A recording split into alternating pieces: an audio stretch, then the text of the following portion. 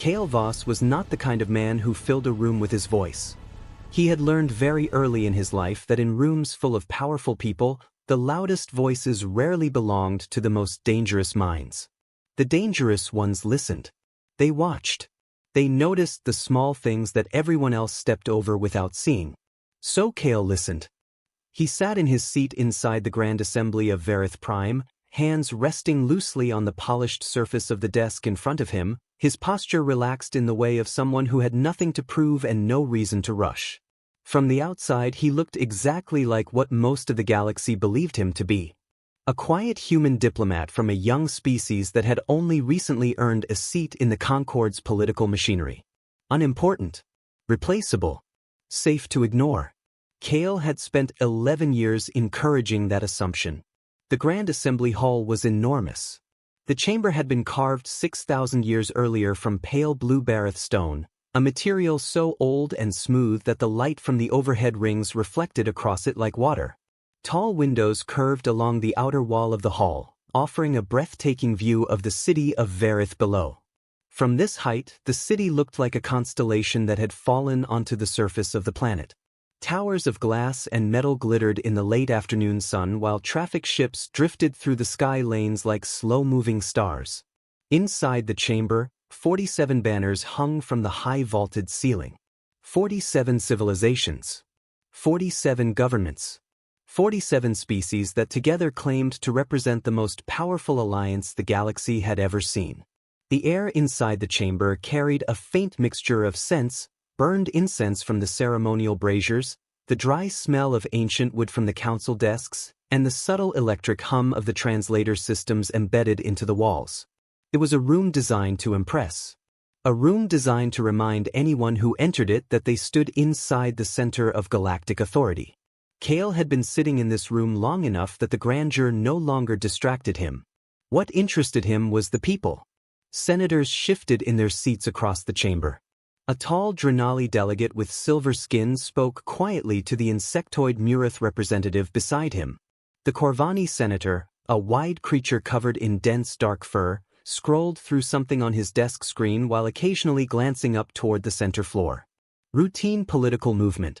Routine political noise. But something about it was wrong.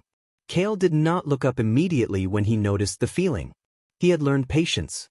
Instead he adjusted the angle of his tablet and began slowly reviewing the agenda for the day's session. Trade arbitration. Mining rights along the outer Perseus corridor. A dispute between two minor border colonies. All of it familiar. All of it ordinary. And yet the air in the room carried a pressure that did not belong to ordinary business. Kale had first noticed it 3 days ago. It had begun with something small. The Verith elder who greeted him every morning in the corridor had suddenly stopped making eye contact. Not rudely, just briefly looking past him as though distracted by something else. Then the Drenali senator had ended a conversation the moment Kale entered the chamber. Not abruptly. Just slightly too quickly. A small thing. But Kale Voss had built his entire career on small things. Small pauses. Small glances. Small silences. Across the hall, the Vath elder Sarath sat perfectly still at his desk. His long yellow eyes rested on the assembly floor, his fingers folded together in front of him with the calm posture of someone who had no interest in speaking today. That alone was unusual. Sarath always spoke. He was one of the oldest voices in the Concord and rarely allowed a session to pass without offering his opinion on something. Today he had said nothing. Kale leaned back slightly in his chair. Not enough to draw attention. Just enough to widen his view of the room. 2 rows ahead, Senator Yabath of the Danali checked his private screen again. It was the 4th time in 10 minutes.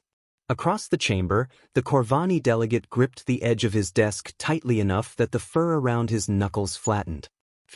Not the loud kind. The quiet kind. The kind that spreads through a room slowly, like a storm building beyond the horizon where you cannot see it yet but you can feel the pressure in the air. Kale kept his face calm. He tapped a small note into his tablet. 3 words. Something is coming. Then he looked up toward the center of the chamber just as Chancellor Abath struck the ceremonial chime that signaled the start of the session. The sound rang through the vast hall like a piece of glass singing. And for a brief moment, just a single heartbeat, the entire room went still. Kale noticed that too. The Grand Assembly of Verith Prime had been called many things over the centuries. The center of galactic diplomacy. The heart of civilized space. The room where the future of entire star systems was decided with a raised hand and a recorded vote. All of those descriptions were technically true. But to Kale Voss, after 11 years sitting in the same seat, the assembly was something much simpler. It was a room full of people who believed they understood the universe. And like most people who believed that, they were often wrong. The session began the way it always did. Chancellor Abath stood at the central platform beneath the hanging banners of the Concord's member species. She was tall even for her own people, her dark green skin marked by the pale ceremonial lines that indicated decades of political service. The translators embedded in the walls hummed softly as she spoke, converting her language into 46 others simultaneously. "Delegates," she said, her voice echoing across the chamber, "we will begin with the first item of scheduled business. Routine." Everything about the moment suggested routine. But Kale watched the senators instead of the agenda screen. The Murith delegates clicked their mandibles softly as they whispered to one another. The insectoid species often communicated through subtle vibrations in their limbs, which meant their quiet conversations rarely reached the microphones. The Corvani senator shifted in his seat again, his thick fur rippling along his shoulders as he leaned toward a nearby advisor. Across the chamber, the Drenali representative tapped long silver fingers against the edge of his desk, the sound barely audible beneath the ambient noise of the room. All small movements. All ordinary movements. Except for the tension behind them. Kale rested his chin lightly against his hand. Humans had been members of the Galactic Concord for just over 200 years. In the long history of the Alliance, that made humanity almost embarrassingly young. Some of the civilizations represented in this chamber had been exploring the stars when human beings were still struggling to build stable cities on a single planet. And the Concord had never let humanity forget that. The human delegation had been granted a seat in the assembly, yes. But it was a seat toward the back of the chamber, in the section traditionally reserved for junior member species. A polite distance from the center of power. Humans were allowed to observe debates. Allowed to contribute opinions. Allowed to vote on certain procedural matters. But when the truly important decisions were made, trade authority, military action, expansion charters, human voices rarely carried much weight. It had been explained many times. Patiently. Diplomatically. Humanity was still developing. Still learning. Still adjusting to the responsibilities of interstellar civilization. The galaxy simply needed more time to evaluate whether humans were ready for greater authority. Kale had heard the explanation so often he could repeat it word for word. And he always responded the same way. He smiled. He nodded. He thanked the speaker for their wisdom. Then he went back to watching. Over the years Kale had heard the jokes too. Alien senators speaking in their own languages when they believed the human ambassador could not understand them. They spoke about human impatience. Human emotions. Human short-sighted politics. They described humanity as energetic but immature. Promising but unreliable. Interesting but not yet important. Kale had understood every word. He simply never corrected them. The first item of the session passed quickly. A dispute between two mining colonies over ownership of a minor asteroid belt in the outer sectors. Votes were cast. Recommendations were made. The matter was referred to a trade arbitration committee. Routine. The second item followed the same pattern. A shipping corridor adjustment requested by the Murith Trade Coalition. Another vote. Another committee. Another resolution filed neatly into the endless machinery of Concord bureaucracy. Kale typed small notes into his tablet as the discussion moved around him. Not because he needed the notes. He had an excellent memory. But writing helped him stay invisible. Across the chamber, Sarath still had not spoken. The Vath elder sat motionless, his yellow eyes resting on the table in front of him. For a man who usually enjoyed debate, his silence was deafening. Kale's attention drifted briefly toward the banners hanging from the ceiling. 47 species. 47 governments. 47 civilizations that believed they understood the limits of human capability. He wondered, not for the first time, how long it would take them to realize they had been measuring the wrong things. The thought almost made him smile. Almost. Then Chancellor Abath tapped the ceremonial chime again. The clear ringing tone echoed through the hall. "The next item of business," she said carefully, "has been designated as a restricted matter." Several senators stiffened slightly in their seats. Kale noticed that too. "The public broadcast of this session will now be terminated," Abath continued. The lights in the chamber dimmed slightly as the external feeds shut down.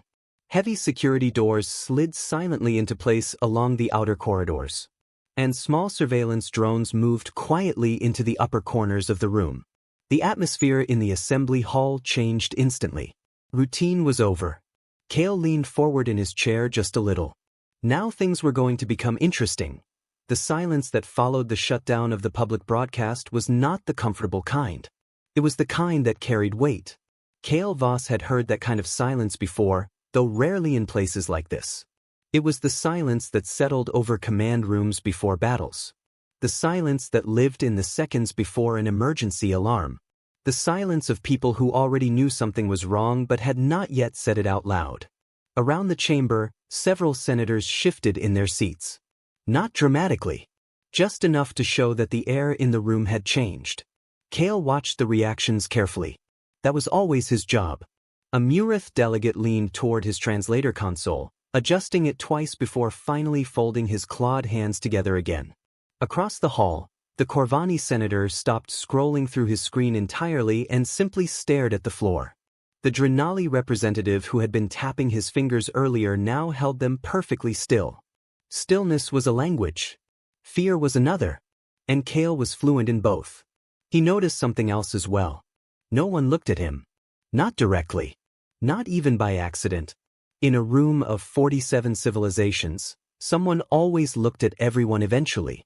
It was the natural rhythm of any gathering of intelligent beings. Eyes wandered. Attention drifted. Curiosity moved from face to face. But in the past few minutes something strange had happened. The senator's gazes passed over Kale's seat the same way light passes over empty space. Deliberately. Carefully. Avoiding him without making the avoidance obvious. Kale felt the familiar quiet click of understanding settle into place inside his mind. They already knew.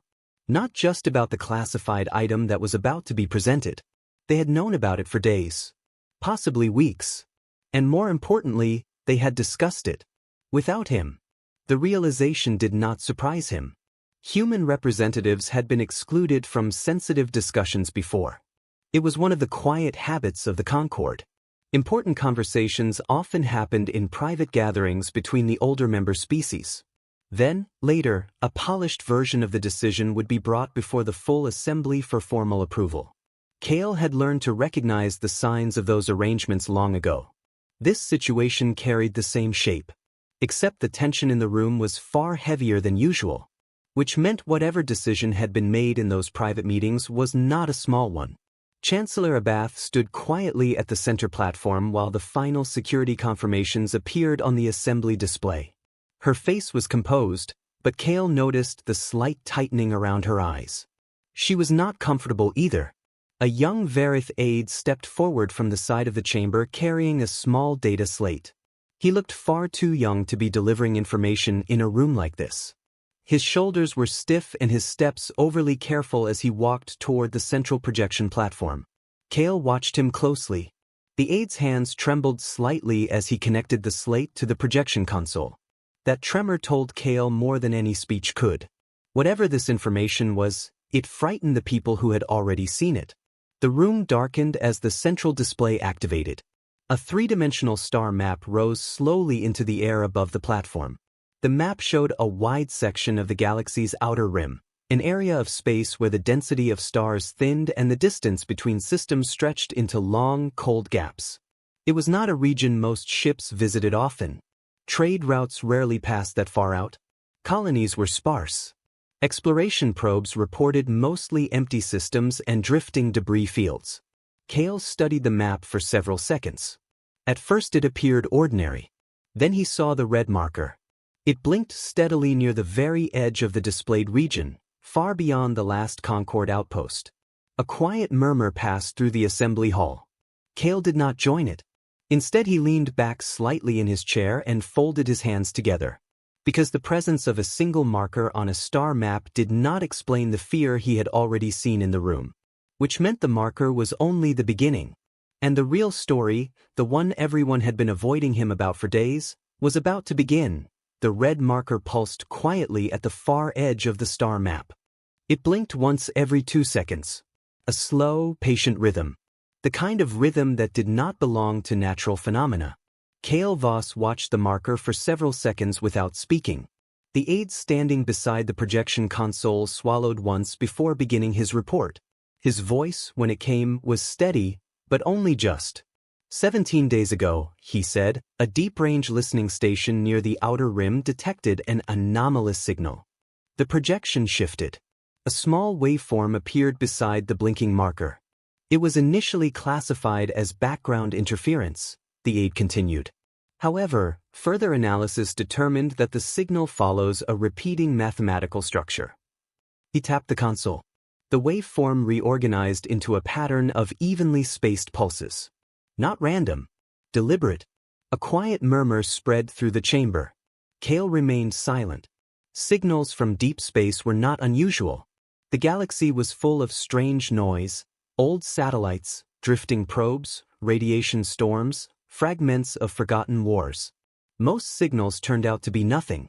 But the tension in this room said this one was different. The aide continued. The signal originates from a location beyond the last known Concord outpost. The star map zoomed outward slightly. The blinking red marker now hovered at the very edge of charted space. There are no known colonies, installations, or travel routes in this region, the aide said. No ship registered within Concord space has traveled that far and returned. He hesitated for a moment before continuing. But the signal pattern was eventually recognized by the Concord Archive Division. That statement caused the murmur in the chamber to stop almost instantly. Kale noticed the reaction. Archivists rarely became involved in current events unless something very old had been recognized. The aide glanced down at his data slate. Several senior archivists compared the signal pattern to historical records recovered from extinct civilizations. He paused again. This time the pause lasted long enough for the entire room to lean forward slightly. Then he spoke the name. The pattern matches an entry in multiple ancient archives. His voice lowered just a little. It is associated with a civilization known as the Vrathcon. For a moment the chamber stopped breathing. Kale had never witnessed 47 species fall silent at the exact same instant before. Even the translator systems seemed to hesitate. Across the room, several senators stared at the projection as though the name itself had physical weight. One of the Verith delegates slowly lowered his head. The Corvani senator's fur flattened along his shoulders. And the Vath elder Sareth, who had not moved since the session began, finally lifted his eyes toward the map. Kale noticed every reaction. He also noticed something else. He had never heard that name before. Which meant two possibilities. Either the Vrathcon were so ancient that even human historical databases had no record of them, or the information had never been shared with humanity in the first place. Both possibilities were interesting. The aide continued speaking. The archival records describing the Vrathcon are incomplete, he said. Most surviving documents come from civilizations that encountered them approximately 40,000 years ago. A new image appeared on the projection. Fragments of ancient star maps. Broken sensor logs. Half-translated texts recovered from extinct species. According to the available records, the aide said carefully, the Vrathcon did not behave like typical interstellar powers.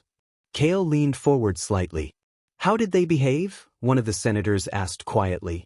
The aide looked at the chamber.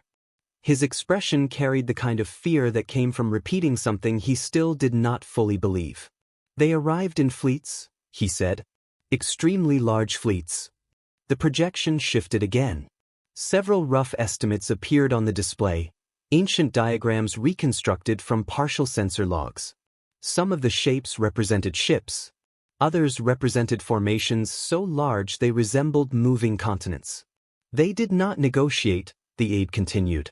They did not establish colonies. They did not claim territory. He paused. When they arrived in a system, things stopped existing. Another silence filled the chamber. He looked down at his slate again. The surviving records confirmed that 14 civilizations were completely destroyed during the last recorded Vrathcon incursion. 14. Kale let the number settle in his mind. Not defeated. Not conquered. Destroyed. The aide finished his report and stepped away from the console. For several seconds no one spoke. Then the room erupted. Voices rose across the chamber in a dozen languages. Senators stood from their seats. Arguments began immediately. Fear, disbelief, anger. But Kale Voss did not join the chaos. He leaned back in his chair and looked at the blinking red marker. Then he made a quiet note on his tablet. So that's why they were afraid. The chamber erupted into noise. 47 species speaking at once produced a chaos that even the translator systems struggled to manage. Voices overlapped, arguments collided, and the calm ceremonial rhythm that normally governed the Grand Assembly vanished completely. Kale Voss did not move. He had seen panic before. Panic followed predictable patterns. Across the hall the Verith delegates clicked their mandibles rapidly, their translator devices struggling to convert the sharp insectoid sounds into coherent speech. One of them demanded confirmation of the archive records. Another demanded to know why the signal had not been reported earlier. The Corvani senator rose halfway from his seat, his thick fur bristling as he spoke urgently to the representative beside him. This cannot be confirmed, he insisted. The records are 40,000 years old. Civilizations disappear from history all the time. But 14 at once? Someone else replied. At the front of the room Chancellor Abath struck the ceremonial chime twice, trying to restore order. The sound barely cut through the noise. Meanwhile the young aide remained standing beside the projection console, clearly wishing he were somewhere very far away. Delegates, Abath said firmly, we will have order. Slowly, reluctantly, the noise in the chamber began to settle. Kale watched the faces of the senators rather than listening to their words. Fear looked different across species. The Verith showed it through agitation, quick movements, rapid speech. The Corvani showed it through tension, their bodies tightening as if preparing to flee. The Drenali became still when they were afraid. Their silver skin reflected the chamber lights like polished metal, giving them the appearance of statues. And the Vath, like Verith, became quiet. Very quiet. When the room had finally settled into something resembling silence again, one of the Concord archivists standing near the projection stepped forward. He was old, even by the standards of his long-lived species. Thin, pale skin stretched across delicate bone structures, and his eyes carried the distant look of someone who had spent decades reading ancient records rather than watching the present. The information presented is accurate, the archivist said calmly. His voice was not loud, but the room listened. During the last confirmed Vrathcon incursion approximately 40,000 years ago, at least 14 independent civilizations were eliminated. The display shifted again. Now the projection showed a series of ancient star systems marked with faded red symbols. These civilizations no longer exist, the archivist continued.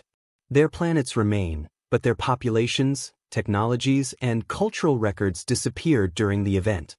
Destroyed? A senator asked. The archivist hesitated. That is the closest translation available. The room grew quieter again. Another senator spoke from across the chamber. How large was their fleet? The archivist gestured toward the projection. Estimates vary, he said. Most surviving sensor logs were incomplete. Several rough figures appeared beside the diagrams. Some of them were disturbingly large. However, the consensus among archival historians suggests that the Vrathcon fleet during the previous incursion numbered in the tens of thousands of vessels. A ripple of unease moved through the chamber. Kale did the arithmetic automatically. The Concord's combined defense fleet, every military ship across all member species, barely exceeded 6,000 vessels. And most of those ships had been built for border patrol, piracy suppression, or small regional conflicts. Not extinction events. What do they want? Someone asked. The archivist shook his head slowly. That question appears repeatedly in the surviving records, he said. And no civilization that encountered them was able to answer it. The projection shifted again. Ancient sensor fragments scrolled across the display. Battle reports. Evacuation signals. Final transmissions from species that no longer existed. They did not negotiate, the archivist repeated quietly. They did not issue demands. They simply arrived. He paused. And then systems went silent. The phrase hung in the air like a physical object. Across the hall, one of the Verith delegates whispered something that did not translate. Kale leaned back in his chair and folded his hands together. Around him, the senators were beginning to argue again. Some insisted the records must be exaggerated. Others demanded immediate military mobilization. A few were already asking whether communication with the approaching fleet might be possible. Kale watched them all. And while he watched, another realization quietly settled into place. The fear in the room was not only about the Vrathcon. It was about what came next. Because the Concord had spent thousands of years building systems designed for diplomacy, trade, and slow political compromise. But extinction did not negotiate. And deep down, every senator in this room understood something they did not want to say aloud. If the Vrathcon were truly returning, the Concord might not survive the encounter. Kale looked once more at the blinking red marker. Then he glanced briefly toward Verith. The old Vath elder sat perfectly still again. But his yellow eyes were no longer focused on the star map. They were focused on Kale. Only for a moment. Then Verith looked away. That small exchange told Kale something important. Something had already been decided. The arguments in the chamber continued for nearly an hour. Senators spoke with urgency now, abandoning the slow ceremonial rhythms that usually defined Concord debates. Proposals were thrown across the floor faster than the translators could process them. Some demanded immediate mobilization of the combined fleet. Others insisted the records were too old to rely on. A few argued that the signal might belong to something else entirely. But beneath every argument, Kale heard the same unspoken truth. They were afraid. Not the loud kind of fear that produced dramatic speeches. The quiet kind. The kind that made people search desperately for solutions they already knew would not work. Eventually, Chancellor Abath struck the chime again. Delegates, she said firmly, this assembly will recess for 1 hour while the Security Council reviews the archival data and prepares a formal assessment. The doors along the outer corridors unlocked with a soft mechanical hiss. Conversations began immediately. Clusters of senators gathered in small groups across the chamber, speaking in low voices that barely reached the translator systems. Kale remained seated for several seconds after the recess was called. He watched the movement around him carefully. Most senators were already engaged in intense discussions with their own species representatives. But none of them approached him. Not even the ones who normally exchanged polite greetings during recess. It was as though an invisible circle had formed around the human seat. Kale finally stood and slipped his tablet into his coat pocket. He walked slowly toward the exit. Not because he needed to hurry. Because he wanted time to observe. As he passed through the chamber, he noticed several conversations stop abruptly when he came within hearing distance. One group of Drenali senators lowered their voices to whispers. A Verith representative turned his body slightly, blocking the view of the screen he had been showing to another delegate. Small gestures. But Kale had spent 11 years learning how to read small gestures. These were not the reactions of people discussing something for the first time. These were the reactions of people who had already been talking about it. For days. Maybe longer. Without him. Kale stepped out into the wide corridor beyond the assembly doors. The hallway curved gently along the outer wall of the tower, its long windows revealing the city of Verith spread far below. Evening had begun to settle across the skyline. The towers of the capital glowed with thousands of lights, and traffic ships moved through the sky lanes like drifting fireflies. It was a beautiful view. Kale had always liked this corridor. He walked slowly along the windowed path, hands resting in his pockets. As he walked, The pieces of the puzzle arranged themselves in his mind. The avoided eye contact. The sudden silence when he entered rooms. The tension in the assembly long before the signal had been announced. The senators were not shocked. Not really. They were confirming something they already feared. Which meant the real discussions had taken place somewhere else. Private meetings. Security councils. Closed committees. And humans had not been invited. Kale reached the end of the corridor and stopped beside one of the tall windows. He looked out at the stars beginning to appear in the darkening sky. 14 civilizations gone. 40,000 years ago. And now the signal had returned. He thought about the debates still happening behind him in the assembly hall. He imagined the likely direction of those conversations. Military capability. Fleet strength. Probability models. Casualty projections. And eventually, surrender. Because Kale knew something the senators were slowly realizing as well. The Concorde was not built for war. It was built for compromise. And compromise did not work against extinction. He stayed at the window for a long moment. Then he took a slow breath. There was one person who needed to hear about this immediately. One person who would understand exactly what the signal meant. And one person who would not waste time arguing about whether the Concorde should fight. Kale turned away from the window and walked toward the diplomatic quarters. It was time to send a message. A message the Concorde did not know existed. The human diplomatic quarters were quiet. Unlike the grand halls of the assembly tower, the corridors here were plain and functional. No ceremonial banners.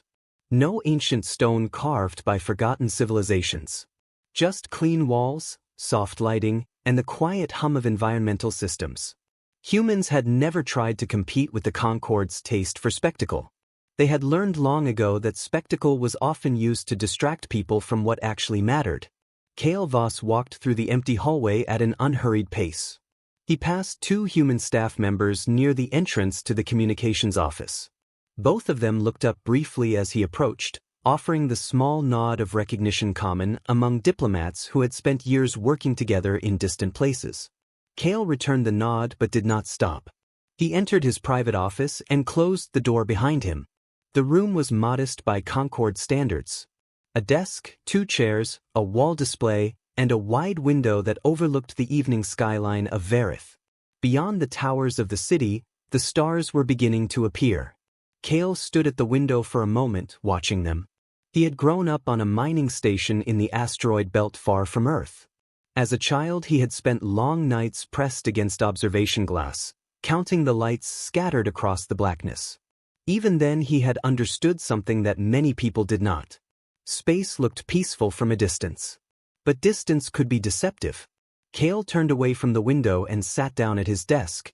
He opened the communications panel embedded in its surface. Several standard Concorde channels appeared immediately on the screen. Trade networks. Diplomatic relays.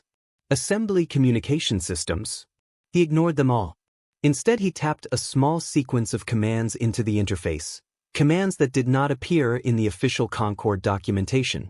The panel paused for a moment. Then a hidden menu opened. Encrypted relay channel, authorized. Kale had used this channel only twice in 11 years. Both times the messages had been short. Both times the responses had arrived quickly. He began typing. Not quickly. Carefully. Every word mattered. He wrote the details of the signal. The coordinates beyond the galactic rim. The archivist's confirmation. The name the records had attached to the signal. Vrathcon. He explained the reaction inside the Grand Assembly. The fear. The chaos. The arguments. He described Sareth's silence. The avoided conversations. The way the senators had already been discussing the situation privately before the announcement. That part mattered almost as much as the signal itself. It meant the Concorde was already preparing its response. And Kale was almost certain he knew what that response would be. When he finished summarizing the situation, he paused for a moment. Then he added the final line. A single sentence. Simple. Direct. He addressed the message to Admiral Sarah Mace. Commander. Darkfall Project. And he wrote, "They are coming. And no one here is going to fight." Kale read the message once more. Then he pressed send. The encrypted relay accepted the transmission and routed it through channels the Concorde could not detect. Somewhere very far away, in a region of space that did not officially exist on any Concorde star map, the message would arrive within minutes. Kale leaned back in his chair. The room was quiet again. Outside the window, the city of Verith glowed beneath the darkening sky, and the stars burned cold and distant above it. Everything looked exactly the same as it always had. But Kale knew better. There were two kinds of silence in the universe. The first was the silence of peace, the quiet comfort of a world where nothing terrible was about to happen. The second kind came just before disaster, the moment when the universe held its breath. Kale sat in the dim light of his office and watched the stars. He did not know exactly how Admiral Mace would respond. But he knew one thing with absolute certainty. Humanity had not spent the last 2 centuries being underestimated without learning something useful from it. And somewhere out in the dark between the stars, there were people who had been waiting a very long time for a message like the one he had just sent. The facility had no name. Not officially. No Concorde chart listed it. No trade lane passed anywhere near its coordinates. Even the deep survey probes that occasionally mapped the outer sectors of human space recorded the region as empty. Which technically it was. There were no planets nearby. No stars bright enough to draw attention. Just a long, cold stretch of space between 2 distant systems where nothing interesting had ever been observed. That had been the entire point. Admiral Sarah Mace stood in the center of her office reading Kale Voss's message for the 3rd time. The room around her was quiet, lit only by the soft glow of the wall displays and the pale blue light of distant instrument panels beyond the glass door. She did not sit. She rarely sat when thinking. The message itself was short. Kale had always preferred precision over drama. But the implications inside those few sentences were enormous. Vrathcon. Mace had seen the name before. Not in any Concorde archive. Human intelligence had uncovered fragments of those ancient records decades earlier while studying extinct civilizations along the outer spiral arms. The information had been incomplete, but it had been enough to convince certain people inside the Terran government that the galaxy might someday face something far worse than political disputes or trade conflicts. That possibility had been the reason this facility existed. Mace read Kale's final sentence again. They are coming. And no one here is going to fight. She nodded slightly. That sounded exactly like the Concorde. Diplomacy had built their civilization. Negotiation had sustained it. And negotiation had one weakness.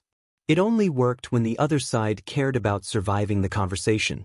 Mace placed the data slate on her desk and stepped out into the main corridor. The hallway curved gently to the left, following the circular structure of the station. The walls were plain gray metal, unadorned except for the small identification panels beside each door. No windows. Windows produced heat signatures. Heat signatures could be detected. And nothing about this facility could ever be detected. That rule had been written into the project charter nearly a century and a half earlier. Mace walked through the corridor with steady steps. Crew members passed her occasionally, each offering the brief nod of acknowledgement common among military personnel who had spent years working in the same closed environment. They did not ask questions. They did not need to. People assigned to this station understood that one day the work they had spent their careers preparing for would finally matter. Most of them had quietly accepted the possibility that the day might never come. Now it had. The project itself had begun 150 years earlier with a research paper. Dr. Yuan Hao had been a theoretical physicist studying anomalies in dark matter behavior. Not the common dark matter that astrophysicists had mapped for centuries, the invisible mass that shaped galaxies, but stranger irregularities observed in certain regions of deep space. Places where dark matter behaved less like a passive field and more like a responsive medium. Something that could be entered, shaped, possibly even used. Her ideas had been dismissed by most of the scientific community. Too speculative. Too strange. Too difficult to test. But a small group inside the Terran Strategic Council had read her work more carefully. 3 years after publishing her paper, Yuan Hao had been offered a research station. A very large research budget. And a single instruction. Find out if it's real. It was real. The first successful experiment had changed everything. Dark matter, under the right conditions, could be manipulated. Not easily, not cheaply, but enough to create something no other civilization in the galaxy had imagined. A medium that ships could move through without existing entirely in normal space. Invisible, undetectable, untouchable by conventional weapons. The project that followed had never been announced publicly. No treaty discussions. No scientific conferences. No official records in the Concord archives. Humanity had simply continued smiling politely in diplomatic meetings while quietly building something else entirely in the dark. Mace reached the operations center. The room was enormous, far larger than her office, and arranged in a circular layout surrounding a central display table. That table now showed a wide region of empty space. Or what appeared to be empty space. Hundreds of tiny indicators filled the display. Yellow lights. Dormant systems. Ships waiting in standby states. 3,000 of them. The Darkfall Fleet. Each vessel existed partially within the dark matter layer surrounding the facility. To ordinary sensors, they did not reflect light, emit heat, or produce any measurable propulsion signature. They were ghosts hiding inside the structure of the universe itself. Mace stepped to the edge of the display. Several officers looked up from their consoles. She did not raise her voice. She never needed to. All senior staff, she said calmly, briefing room in 10 minutes. The room became very quiet. Everyone understood what that meant. For 150 years humanity had been building something in secret. Something enormous. Something powerful. Something the galaxy would never have allowed them to build if they had asked permission. Now the moment had finally arrived to use it. Mace looked down at the map of silent ships surrounding the facility. 3,000 lights waited there. Patient. Hidden. Ready. She folded her hands behind her back and spoke softly to the room. Wake the fleet. The order moved through the facility like an electrical current. Not loudly. Not dramatically. Just a quiet sequence of confirmations passing from console to console as officers executed procedures they had rehearsed for years. In the operations center, the central display shifted.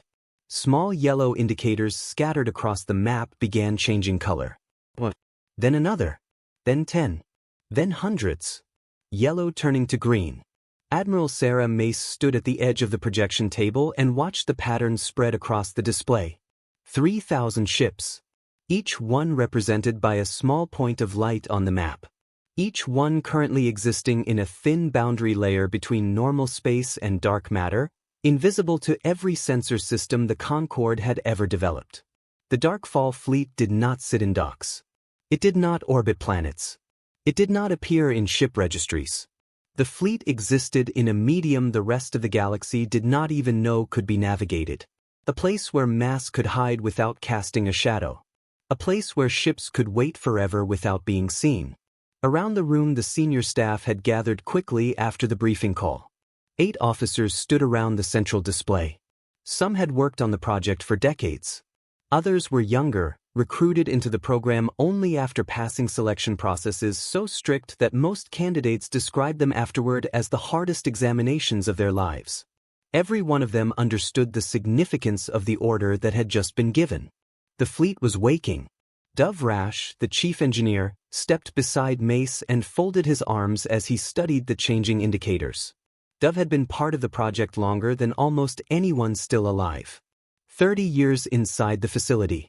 30 years designing engines that produced no exhaust. 30 years building ships that technically did not exist in the universe most civilizations could observe. He watched another line of indicators turn green. Then he glanced sideways at Mace. 3,000 ships, he said quietly. Mace nodded once. 3,000. On the display the fleet formation began adjusting. Ships that had been drifting in dormant standby states now moved into precise geometric patterns surrounding the facility. Except moved was not the correct word. Darkfall vessels did not accelerate the way ordinary ships did. They did not burn fuel. They did not produce thrust. They simply changed position. One moment they existed in one section of the dark matter layer. The next moment they existed somewhere else. No visible travel. No detectable journey. Just relocation. Like thoughts moving across a mind. A young tactical officer leaned forward over his console. Drive systems active across 90% of the fleet, he reported. Navigation synchronization in progress. Another officer spoke from the communications station. Encrypted fleet channels are online. All command relays responding. The room filled with quiet confirmations. System checks. Crew readiness reports. Weapons diagnostics. Every line of data appeared on the central display in calm, orderly streams. Mace watched it all without speaking. She had spent 19 years commanding this facility. 19 years preparing for the possibility that the galaxy might someday face something it could not survive. She had imagined this moment many times. Sometimes in training simulations. Sometimes in quiet thoughts during long night shifts. But imagining a moment and living inside it were two different experiences. Dove gestured toward the display. They never asked what we were doing out here, he said. Mace allowed herself the faintest hint of a smile. No, she said softly. They didn't. For 200 years the Concord had treated humanity as a junior partner. Allowed to participate in debates. Allowed to observe major decisions. But never truly trusted with power. Human ships were inspected at Concord checkpoints more frequently than others. Human research proposals often waited months for approval. Human ambassadors were politely listened to and quietly ignored. The galaxy had underestimated humanity for a very long time. And humanity had responded the way humans often did when underestimated. They worked. Quietly. Patiently. Relentlessly. While the Concord debated trade routes and border disputes, humans had spent 150 years building a fleet designed for a war the rest of the galaxy did not even believe was possible.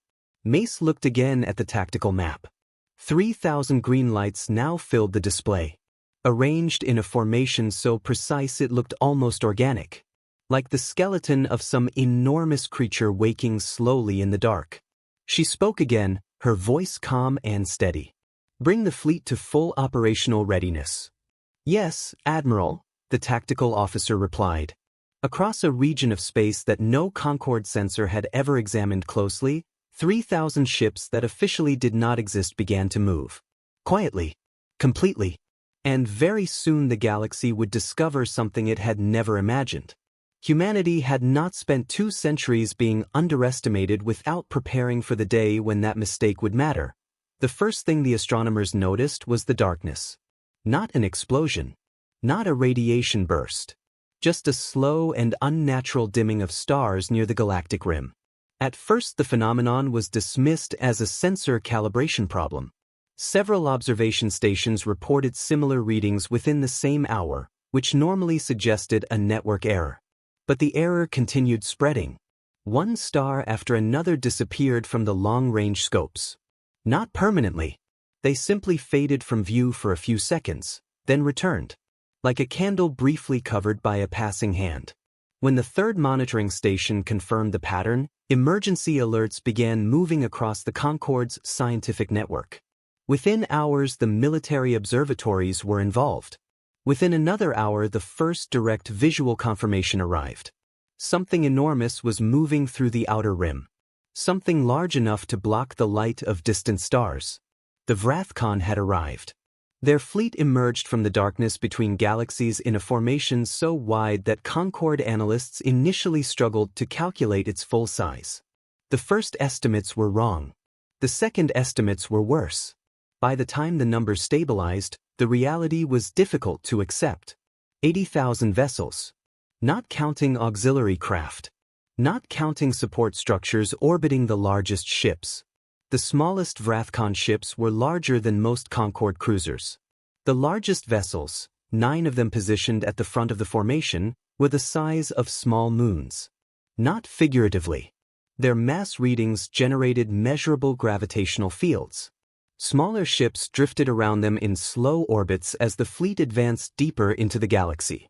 From a distance the formation looked almost peaceful.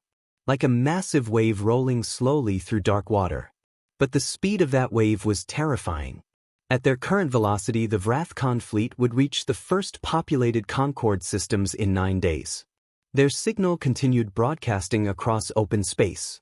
The same repeating pattern the listening station had detected weeks earlier. Concord communications specialists finally managed to decode it shortly after the fleet's appearance. The message contained 4 words. Simple. Translated automatically into every language the Concord database contained. Submit or become silence. That was all. No demands. No negotiations. Just a choice. Across Concord space, emergency sessions began immediately. Military commands attempted to organize defensive formations. Political leaders argued over evacuation protocols. Civilian populations watched the news feeds with growing dread as images of the approaching fleet spread across the network. And in quiet corners of the Concord government, something else happened. Several species withdrew their fleets. Officially, the withdrawals were described as strategic repositioning, resupply missions, training rotations, temporary redeployments. In reality, they were retreats. Entire task forces quietly altered their course away from the outer rim and moved toward the safer regions of their own territory. 3 governments attempted something different. They sent encrypted messages toward the approaching Vrathcon fleet using the decoded signal pattern. Diplomatic greetings, requests for dialogue, expressions of willingness to discuss surrender terms. None of the messages received a response. The Vrathcon fleet continued moving, which left the Concord's remaining defense forces with a difficult choice. Fight or wait. Eventually, a decision was made. The remaining fleets from 11 species assembled near a defensive position known as the Verith line. It was not an impressive defensive structure. Just a chain of outposts and sensor platforms marking the last major system before the inner Concord territories. But it was the only position where the fleets could gather quickly enough to attempt a coordinated defense. 4,000 ships formed the line. Cruisers, destroyers, carrier platforms. Everything the Concord military commands could assemble on short notice. The commanders who led those fleets understood the situation perfectly. They knew the numbers. They knew the history. They knew what the ancient records said had happened the last time the Vrathcon entered the galaxy. Still, they held their position. Bravery and hope sometimes looked very similar. The battle began when the leading Vrathcon ships entered weapons range. There was no dramatic exchange of warnings. No tactical maneuvering. The Vrathcon simply fired. Their weapons did not resemble anything in the Concord arsenal. Sensors detected focused pulses of energy that traveled directly through space without disturbing the matter between source and target. When the pulses struck Concord vessels, the effect was immediate. Ships simply stopped working. Power systems failed. Hull integrity collapsed. Airlocks ruptured. Entire cruisers drifted silently as their crews suffocated inside sealed compartments. No explosions. No dramatic fireballs. Just systems shutting down one by one. The defensive line held for approximately 90 seconds. Then it collapsed. Within 11 minutes, 263 Concord ships were destroyed.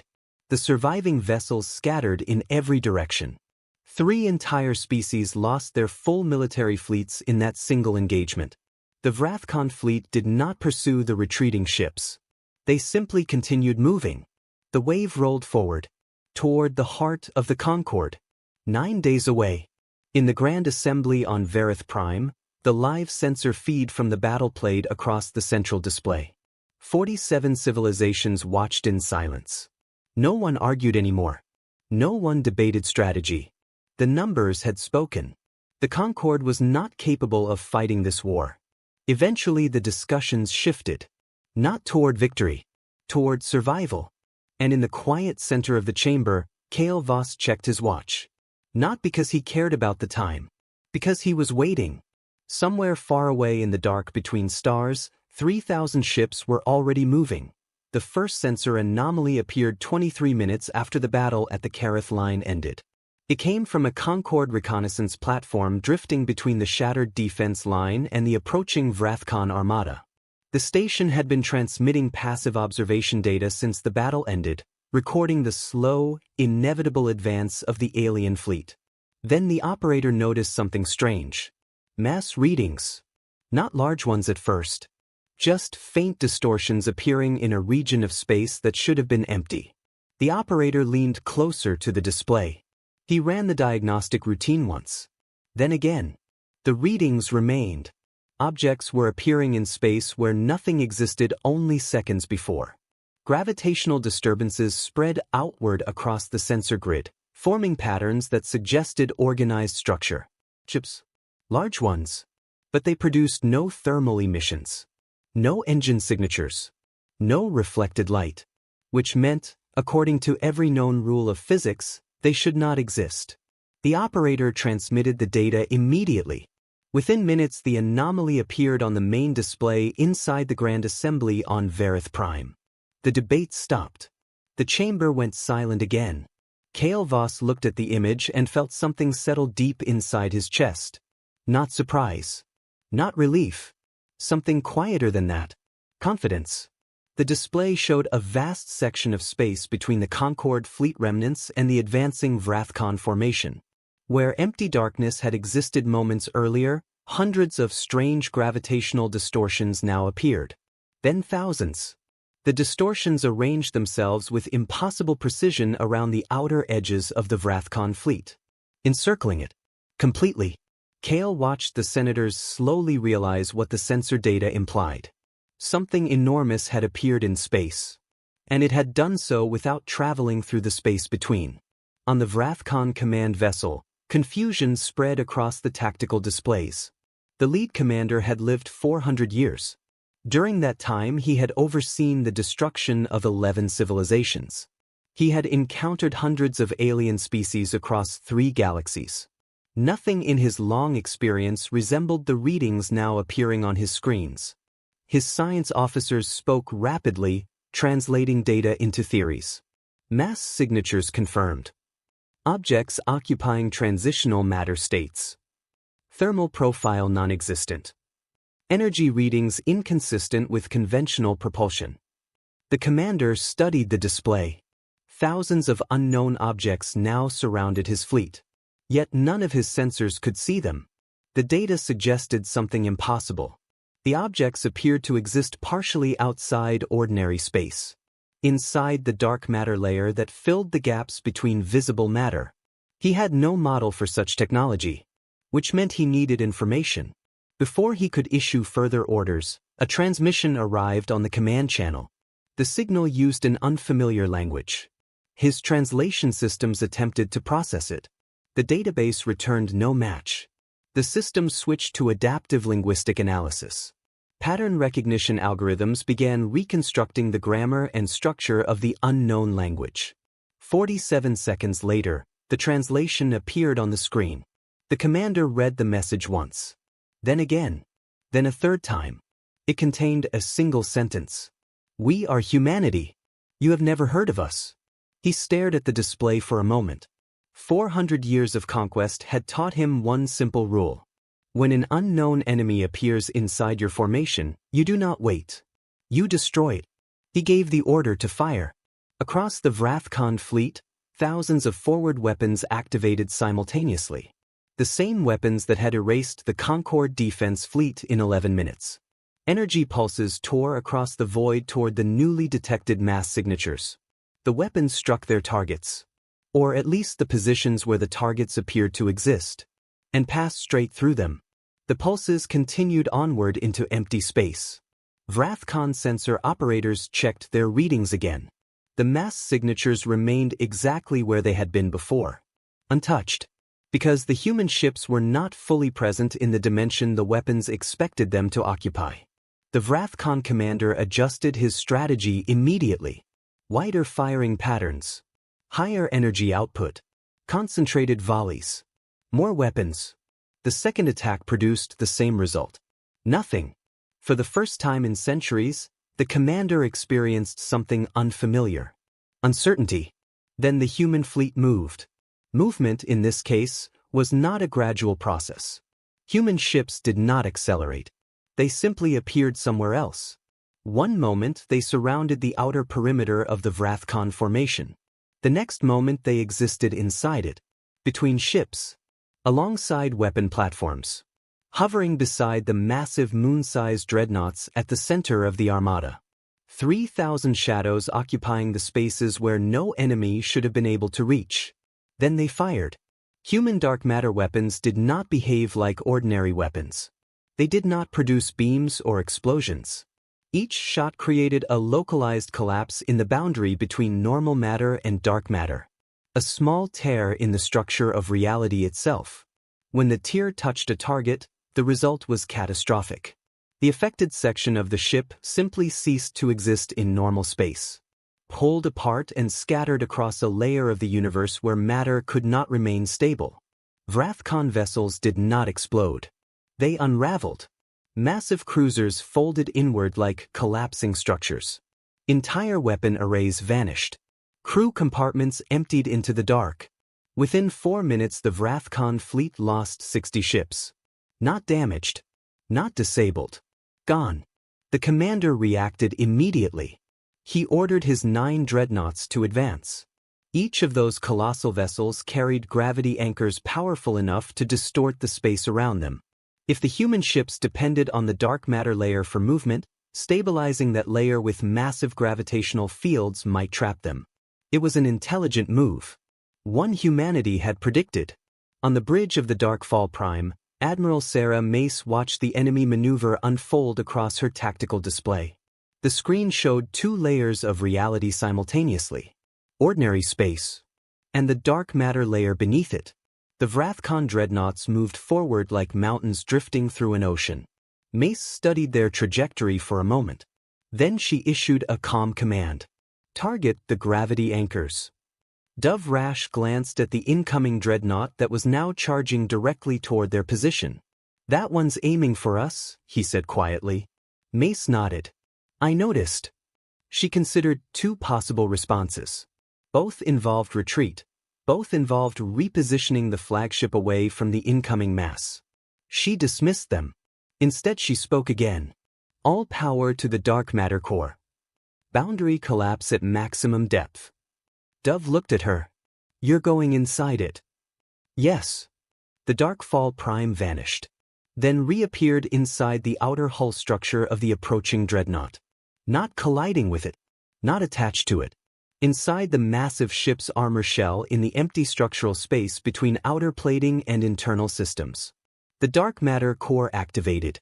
A controlled collapse formed around the dreadnought's gravity anchor.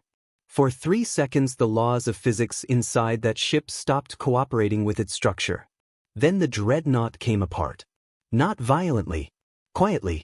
Its own mass pulling itself into fragments as the internal gravitational balance collapsed.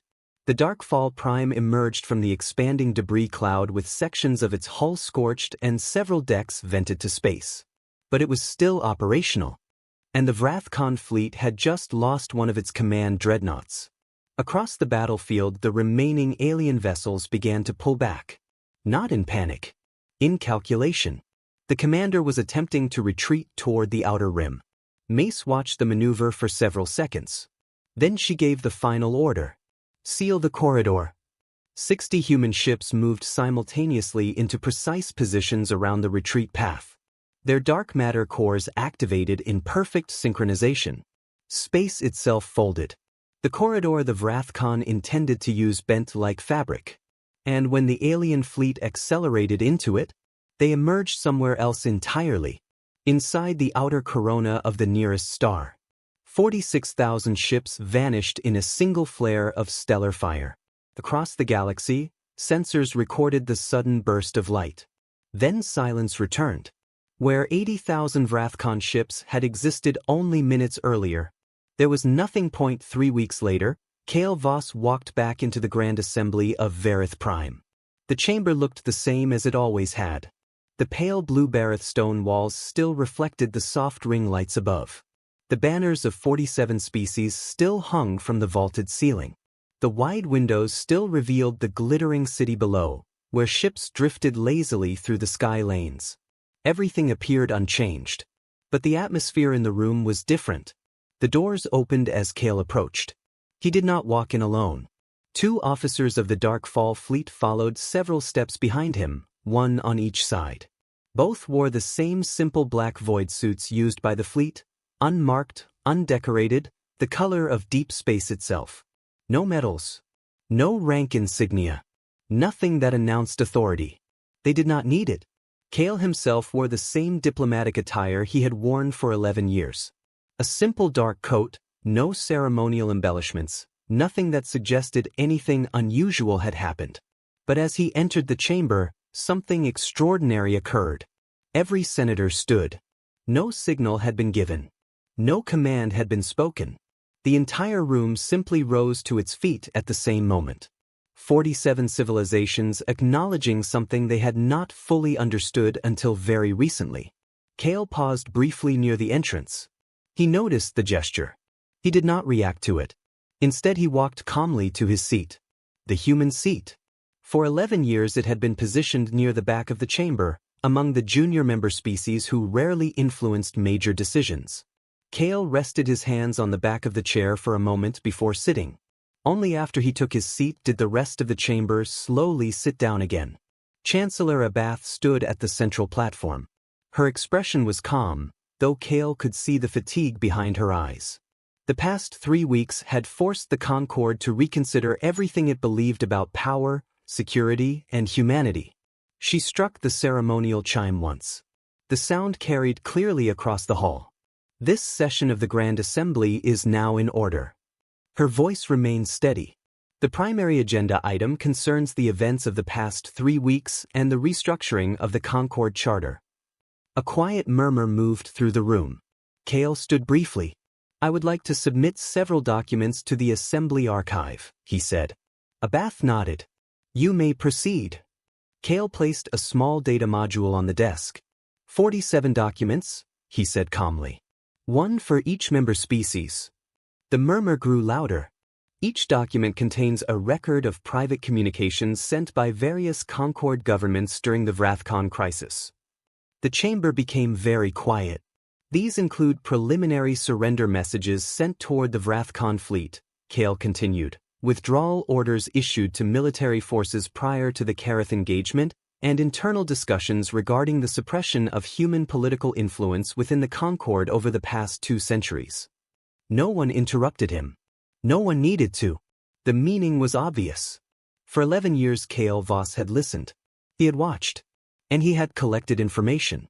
Now he had placed it all on the table. Across the hall, the Vath elder Sarath slowly stood. The room quieted further. He looked directly at Kale. "Ambassador Voss," Sarath said carefully, "may I ask you a question?" Kale nodded. "Of course." Sarath folded his long fingers together. "Why did you not tell us what humanity was building?" The question hung in the air. Kale considered it for a moment. Then he answered, "You never asked." The room remained silent. "For 200 years, Kale continued calmly, humanity was told we were not ready. Not advanced enough. Not stable enough. Not experienced enough to be trusted with real authority in the Concord." He glanced briefly around the chamber. "You inspected our ships. Delayed our research approvals. Assigned us border systems that none of your civilizations considered valuable." His voice remained quiet. "But you never asked what we might be capable of." Kale folded his hands behind his back. "So we built something in the dark." He paused. "Because when you are told for 2 centuries that you do not belong at the table, eventually you build your own." No one spoke for several seconds. Then Chancellor Abath cleared her throat. "The Concord Charter will be suspended pending revision," she announced. "A founding council of 5 member civilizations will be established to oversee the restructuring." She looked directly at Kale. "Humanity will hold one of those seats." The vote that followed was unanimous. Far away, aboard the repair station where the Darkfall Fleet was undergoing maintenance, Admiral Sarah Mace sat beside a small observation window reading the names of 41 lost ships. She read each one slowly. Every crew. Every life. When she finished, she looked out at the stars. They burned the same way they always had.